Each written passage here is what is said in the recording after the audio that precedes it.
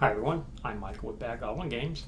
This video is an introduction to Ages of Conflict, our upcoming tabletop miniatures war game. This video is going to provide you with a brief overview of the system. Many of the topics that we talk about today will have their own videos coming up shortly, which will go much more in depth. Today we're just going to hit the high points just to kind of give you a quick overview of how the system works. First thing I want to point out is that Ages of Conflict is a mass tabletop war game. So this means that units represent hundreds of soldiers, anywhere from say maybe 300 to 600, maybe even 800 soldiers per unit. This is opposed to say like a skirmish level game in which you have individual miniatures, maybe 10 to 30 per side. In this case, each player is controlling armies representing thousands of soldiers. So with that out of the way, let's get to some of the details of the system.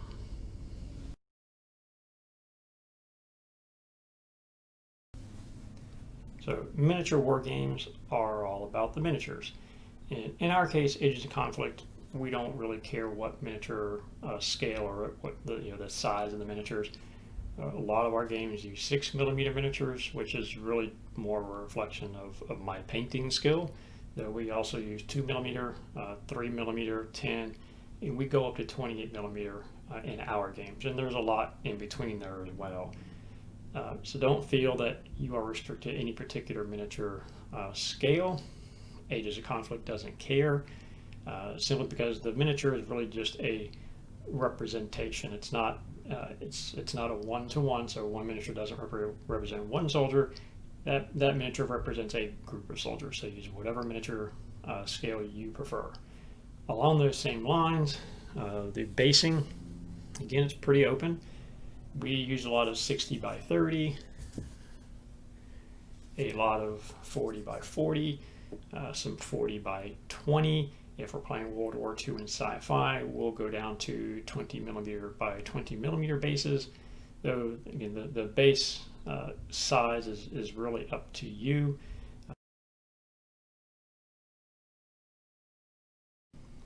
Ages of Conflict is a multi-genre system. What this means is we are providing a single set of rules that allow you to play multiple periods or multiple genres. Our core book, or our core release of the game, will provide rules and equipment and army lists that cover the historical period. So we're going from far back as ancients up to the late Middle Ages. It will include army lists for fantasy.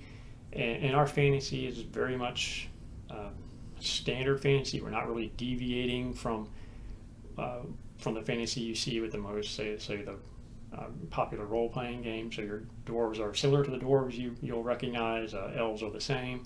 We'll have about 20 fantasy army lists, and it will contain the book will contain army lists for black powder.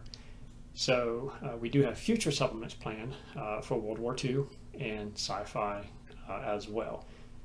And the rules for World War II and sci-fi won't change, but there will be additional say equipment and maybe a few extra or a few new abilities. And there's also some changes to the tactical size of the units, though we'll talk about that in a few minutes. But the core book, again, will historical, fantasy, and black powder. And since it is a multi-genre system, you can mix and match those as much as you want. So you can have your fantasy armies fighting against a black powder. You can have your historical fighting against fantasy, or historical against black powder. All the rules work for, it's a single set of rules to work for multiple genres.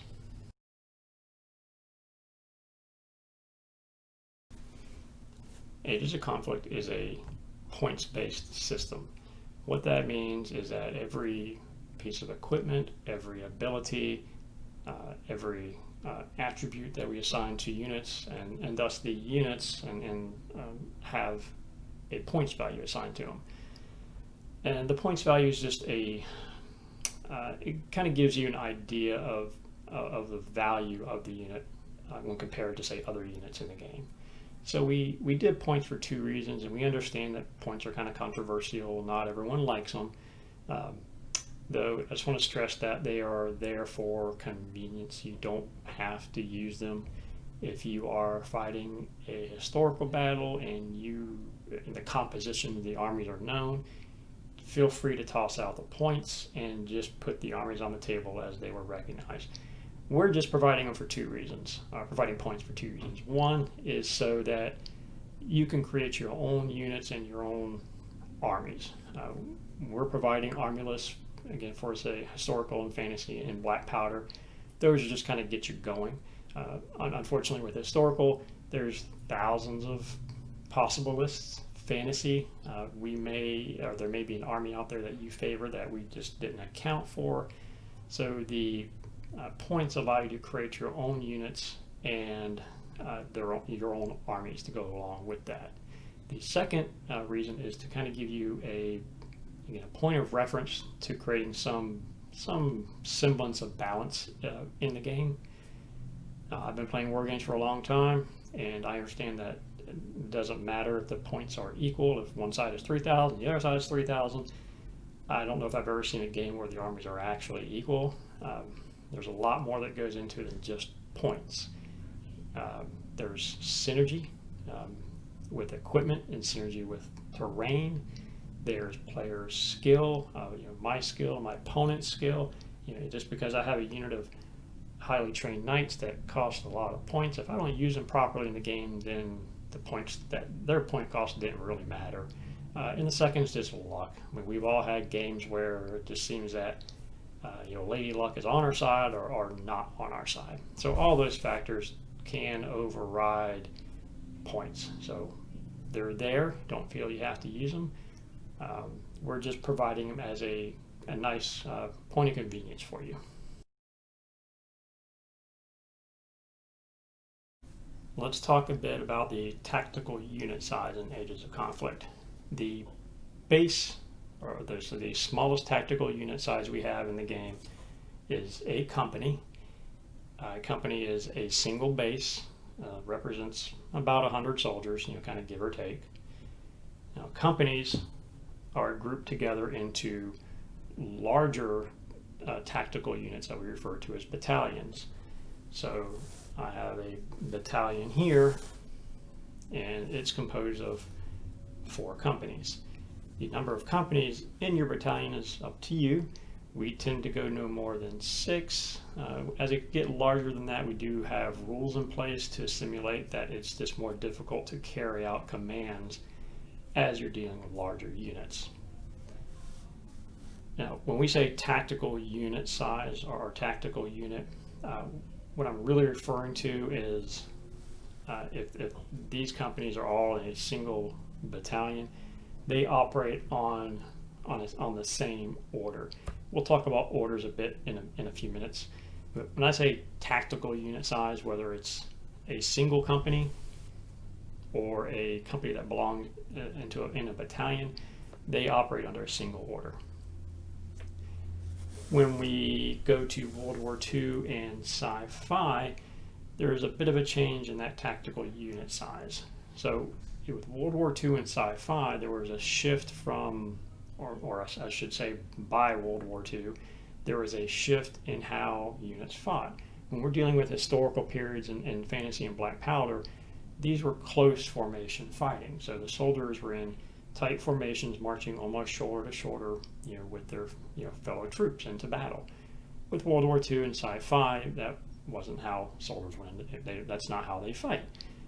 So with World War II and sci-fi, by default, they're all skirmishing formations. Along with that, the tactical unit sizes change. So as opposed to the smallest in, say, historical being a company, when we go to World War II and sci-fi, the smallest tactical unit size is a platoon. And what that really is we're just taking this base and we're breaking it down into, say, 4 smaller bases, each of them, say, 20 millimeter by 20 millimeter.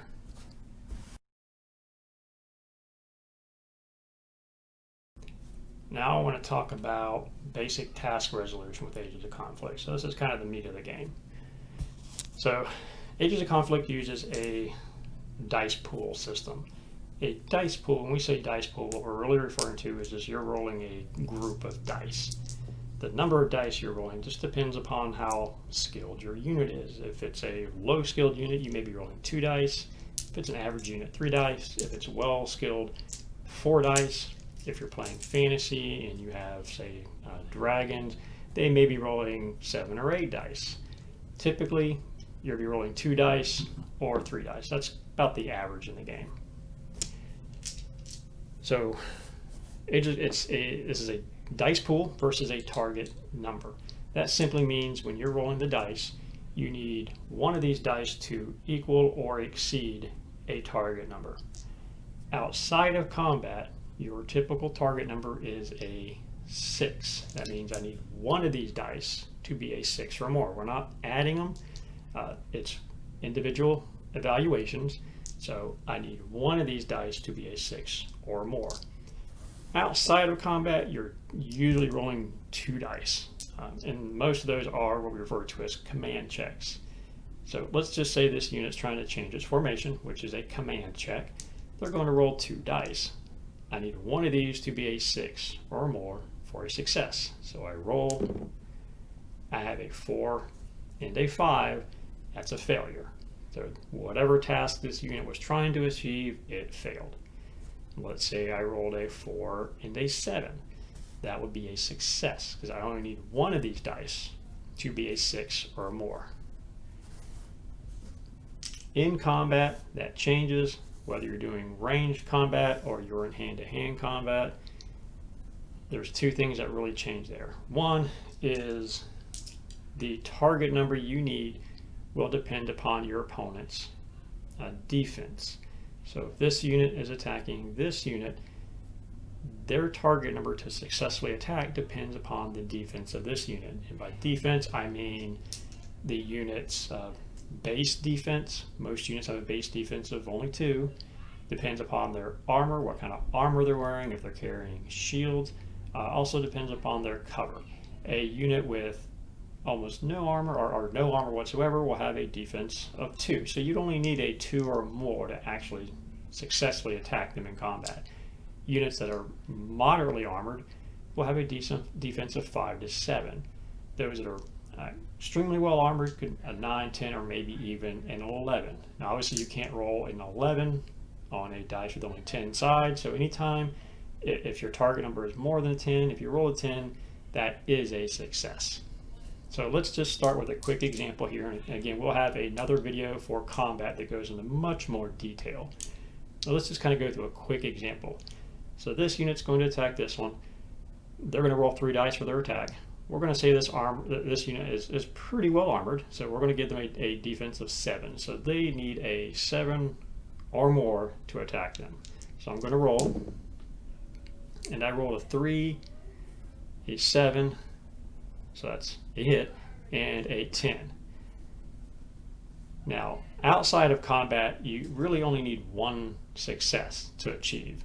And it doesn't matter if you have more than 1. Inside of combat, it's a little bit different. So inside of combat, the more successes you have when you're attacking, the better. So in this case, I rolled a 3, a 7, and a 10. My target number was a 7, so that means I have 2 successes. So that matters. The more you in combat, the more successes you have, the better. The defending unit must now make what we refer to as a casualty check. A casualty check is a command check. So again, for most units, that's going to be 2 dice.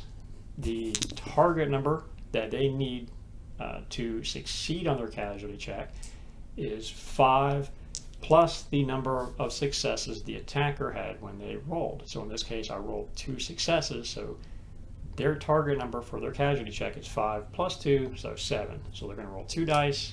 They need a 7 or more on only one of them. I rolled a 4 and a 6, so they failed that casualty check. Failing a casualty check doesn't mean the unit's just removed from the game. It just means that they suffered injury. Okay, now when we say injury, it's a very abstract concept in Agents of Conflict. A unit that fails a casualty check is typically given a break token. A break token represents a combination of factors. It can be just injuries, it can be casualties, it can be fatigue, just soldiers who are too too tired to carry on fighting. You may have had some that fled from combat, a loss of morale. Multiple factors kind of go into break. So units can only accumulate so many break points before they either involuntarily fall back, or they are forced to, or they do leave the field. But simply failing a casualty check doesn't mean the unit goes away. If I roll really bad, that can happen. Though in most circumstances, failing a casualty check is a break point or a break token. If the unit had succeeded, so if my target number was a 7 and I rolled, say, a 4 and an 8, that's a success. So at that point, that unit shrugs off the attack. They suffer no ill effects from it whatsoever. So that is our basic mechanic for Agents of Conflict. So it's a D10 dice pool, and you are rolling against a target number. Agents of Conflict is an orders-based system. What that means is every unit in the game will receive an orders token each turn, and the order determines what actions are available to that unit. So we're not going to go through all the orders here, because we have another video coming up that goes into much more detail with the orders and our turn sequence, because the orders are tightly integrated with the turn sequence. For now, we'll talk about a few of them just so you can kind of get an idea. March order, this is a common order in the game. The march order determines, allows a unit to do a couple things. First is they can just simply move, or they can move and engage a unit in an enemy in hand combat, or they can move up and later in the turn cast missiles at their enemy. So march order is a common order in the game. We have a charge order. A charge order allows a unit to move at its fastest movement pace possible. Typically, you would use this if you're moving into hand combat. The last one we'll talk about, the last order we'll talk about, is a change formation order. Change formation is an order that you would use if you want to change this unit from, say, just say a standard line formation, and they want to move, they want to go into like a shield wall or to a studio, maybe adopt a square. That would require a change formation order. So change formation is a good example of how orders do in some way restrict what you can do. So if I give this unit a change formation order, they cannot move, they cannot engage in combat, they cannot cast missiles. The only thing they are permitted to do, or the only action that unit's permitted to do during this turn, is change its formation. Along with the orders, I want to point out that Agents of Conflict is an alternating action system. This simply means that units, again, they're assigned orders, but the players take turns activating units. So if it's, say it's my turn, I will flip this unit's order token and carry out some kind of action with that unit. My opponent will then select a unit, flip its token, carry out an action back to me, back to my opponent, and so on until all of the units have been activated. We do this, we went with an alternating action system for one primary reason, and that's to keep players engaged in the game. We find that with alternating actions, players are carrying out an action every 10, 30 seconds at the high end. So every 10 to maybe 30 seconds, you are doing something within the game. So you're not sitting back 10, 15, 20 minutes waiting for your opponent to do something. You are doing something in the game every 10, at the high end, every 30 seconds.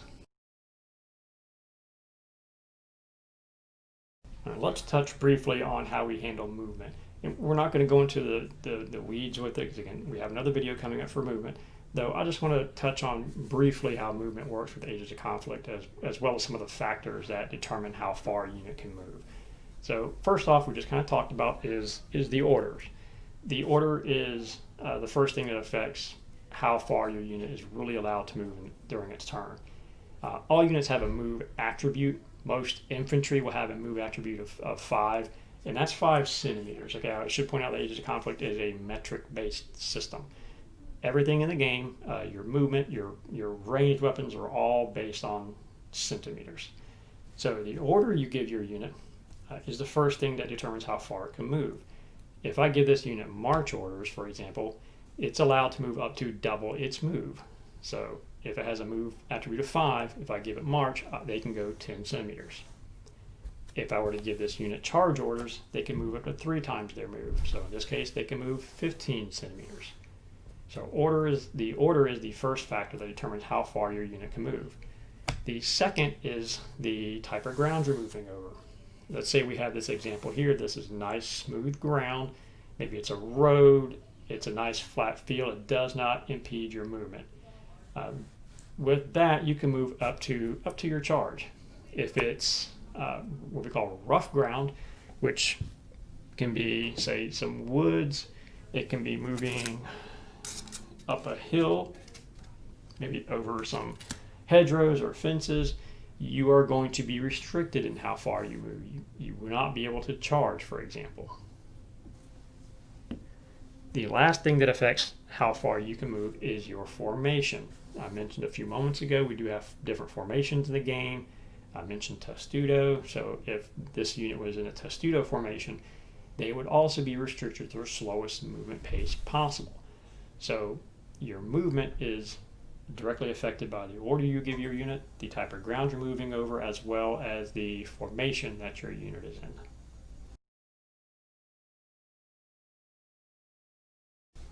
All right, the last thing we'll talk about today are the components that you need to play the game. So the most important thing are miniatures. So I mentioned we play a lot with 6mm, but we don't really care what the scale of the miniature is. Use whatever you have on hand. If you're new to tabletop miniature wargaming, or maybe you want to try out a different army or different type of unit, then you don't really even need the miniature. Again, the miniature is just a visual representation. So you can just use, maybe you can proxy, right? So we have these mushroom and brutes. We can just say that, for this game, we're going to say these guys are trolls, okay? As long as your opponent knows, it's usually not a big deal. You can also just use empty bases, maybe label them somehow, but I can just run a unit of empty bases out there and as a substitute or a proxy for a type of unit. As long as your opponent knows, it's usually not a big deal. With that said, I always recommend getting miniatures just because it's part of the hobby, and war games, you want to have that nice visual appeal. Having a nice unit of ranked soldiers looks better than an empty base. The next thing you'll need are dice. I mentioned that Ages of Conflict is a dice pool system, so you'll need D10s. Even though most of the rolls you will use will need 2 or 3 dice, I recommend having 8 to 10 on hand, just because sometimes they tend to migrate away. So you want, I would say, 8 to 10 dice for the game. Next, tape measures or measuring sticks. It's a metric system, so you'll want something that goes by metrics, or goes by centimeters rather. You're free to convert the system to inches if you want to. The game as it's written, everything is in centimeters. I recommend getting multiple tape measures. I don't know about y'all, but when we play, these things seem to migrate and hide. Even if we come to the table with 3 or 4, somehow it seems that we're always scrambling to find one as we're trying to move a unit. Particularly if you have teams, so if you have 2 or 3 players per side, you don't want to spend half the game handing off a tape measure. So I would have a nice handful of tape measures. You'll want just pens, papers, something to kind of keep notes during the game maybe. I mentioned breakpoints as combat, during combat rather. So you'll want something to keep track of breakpoints and just other conditions throughout the game. We use these little wooden blocks a lot of times. Or a lot within our games. You can use little plastic chips. Small poker chips work just fine. People use pennies. M&Ms, if you want to snack during the game, that works just fine as well. I just recommend using something small, and you just don't want them taking up too much of the game table. They should just be kind of out of the way. The last couple things you'll need is, of course, somewhere to play the game. We usually play on a 6x4 table. If you want to go down to 4x4 using smaller armies, you can certainly do that. So we tend to play on 6x4. You can go 8x4. You can go to 12x6 if you want to. It's really up to you. You'll want something, some terrain for the table. This is just a battle mat. These are gaining in popularity. This is just a battle mat that represents a grass field. You can also get these mats that represent, say, like desert or badlands conditions, ice fields, all sorts of terrain. There's many of these things out there now. You'll want some, if you don't have a battle mat or you don't want to use a battle mat, you can use, say, green felt or some kind of felt. Some outdoor carpet works.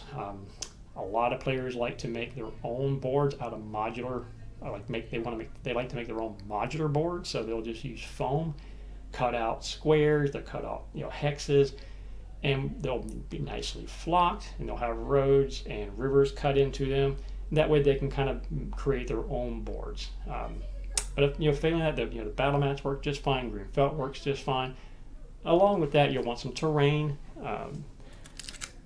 Lots of different types of terrain. This is just a simple grass hill, nothing real fancy. Some trees. So you can get some little buildings, hedgerows, fences. You can get stuff that represents fields, plowed or unplowed.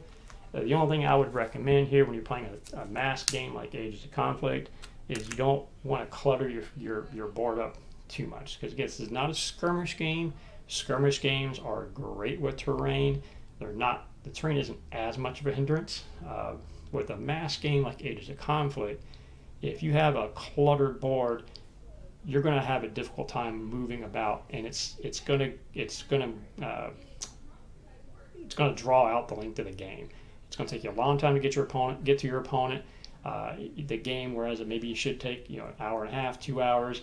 If you have a hard time moving about, you may be looking at 4 or 5 hours. So I'd recommend just not cluttering the board up. You want a nice looking field, a nice looking game table, but you don't want it to be cluttered. All right, that's it for our brief introduction to Ages of Conflict. I want to thank you for watching. If you liked the video and you want to learn more, I do encourage you to subscribe to our YouTube channel. We will have more videos forthcoming, and we'll talk about in which we talk much more in depth as to some of the topics we talked about today. We'll go more in depth into movement, more in depth as to combat, units, so on. So we'll have many more videos coming up, so I encourage you to subscribe. If you want to learn more about the system, you can join us on Facebook. We do have a Facebook group set up. Just look for Ages of Conflict, and we'll have a link at the end of this video. In there, you're welcome to join our group, ask questions, make suggestions, keep apprised as to the development of the game. If you want to give the game a try, we do offer the beta rules in there for free. We're not charging you for them, and it's not a chopped up or hacked up copy of the rules. It's the game 100% as it states today. It's not complete because we're not done with it yet. We're still working on art, still working on army lists and so on, but it is the game as we're playing it today. The only thing we ask in return is that you, if you don't have time to play, or you can't play right now, no conditions, or some people just don't really have the option of playing, at least kind of give it a read and let us know what you think. All right, thank you for watching.